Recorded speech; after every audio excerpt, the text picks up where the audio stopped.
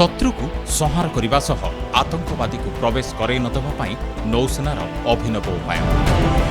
पुरी जिला अस्तरंग उपकूल मार्च 24 और 25 तारिख 2 दिनिया मिलित समराभ्यास आरंभ। समुद्र रे सागर कवचर समराभ्यास।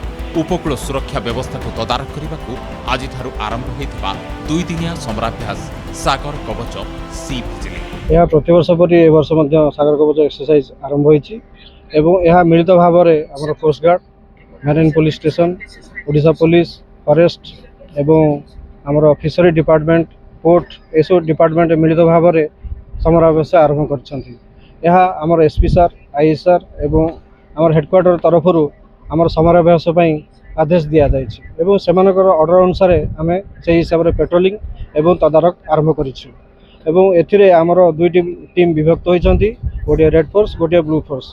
रेड फोर्स शत्रुपक्ष होइकि आम इंस्टॉलेशन एवं शिप जहाज एवं पोर्ट एमान को से आक्रमण कर ध्वंस करने चेष्टा करेंगे एवं आमर ब्लू फोर्स से किपर प्रतिहत करेंगे से प्रशिक्षण दि जाउछि। मुंबई आतंकवादी आक्रमण पर समग्र भारत दोहरी जाइथिला पर उपकूल सुरक्षा व्यवस्था को तदारख करने उभय राज्य सरकार एवं केंद्र सरकार तरफ प्रत्येक वर्ष आयोजन होछि मिलित समराभ्यास।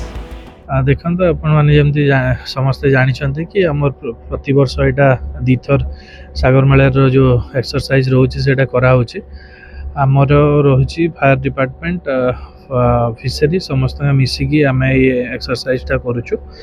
आमर सबू जी मेरीन पुलिस स्टेशन अच्छी आउ भी जोटा कोस्टाल एरिया को लगी जोटा पुलिस स्टेशन गुड़ा से सबू जगार जो घाट गुड़ा अच्छी से पुलिस पर्सनाल दिखाई ताकू सीनियर ऑफिसर भी जाइए चेक कर जो जी इम्पोर्टेंट मंदिर हो गला कि आहरी जहाँ भाइटाल इंस्टॉलेशन अच्छी से भी फोर्स दिखाई बस स्टैंड रेलवे स्टेशन सबू जमती गोटे एक्सरसाइज हवा कथा सिक्योरिटी को दृष्टि रखिकी से भाया अरेंजमेंट कराई। उपकूल पुरी जिला अस्तरंग अंचल नुआगढ़, कालियागढ़, सहन समेत कोणार्क, चंद्रभागा नौसेना, तटरक्षी बाहिनी, मेराइन पुलिस, सागर मित्र उपकूल सुरक्षा सामिल होइछन्ति। सामुद्रिक सीमार अनुप्रवेश रोकवा लक्ष्य आज आरंभ होइछि 2 दिनिया समराभ्यास। भारतीय तटरक्षी बाहिनी, मेराइन पुलिस, अस्तरंग पुलिस एथिरे सामिल होइछन्ति। ब्लू फोर्स और रेड फोर्स 2टी टीम होई एही समराभ्यास चलिछि।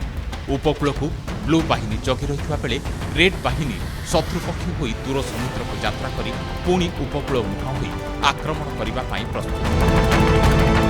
ब्लू बाहिनी उपकूल को रक्षा करिबा पाई शत्रुपक्ष को कड़ा जवाब देबा पाई प्रस्तुत।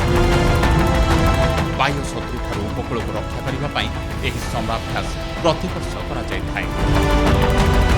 किभଳି भावे जलपथ दे उपकूल को शत्रु पशि न जिवे से नहीं समस्त विभाग को सचेतन करने एही समराभ्यास मूल लक्ष्य। ओडिशा सरकार तरफ सागर कवच मेला केतोटे मेराइन जिला अनुसार जो ओडिशा सरकार परिचालित कर एसपी आदेश मुताबक पुरी जिलार अस्तरंग मेराइन, चंद्रभागा और गोदा मेराइन अनुष्ठित साहब आदेश मुताबक जल भाग जदि वायुशत्रु आसती अनुसरण कर स्थल भाग जदि पेट्रोलिंग धरले धर बाद रेड फोर्स और ब्लू फोर्स टकराटकरी से आम पक्षपथ छेद करेंगे से सक्सेसफुल हो प्रतिरोध रणकौशल कराई।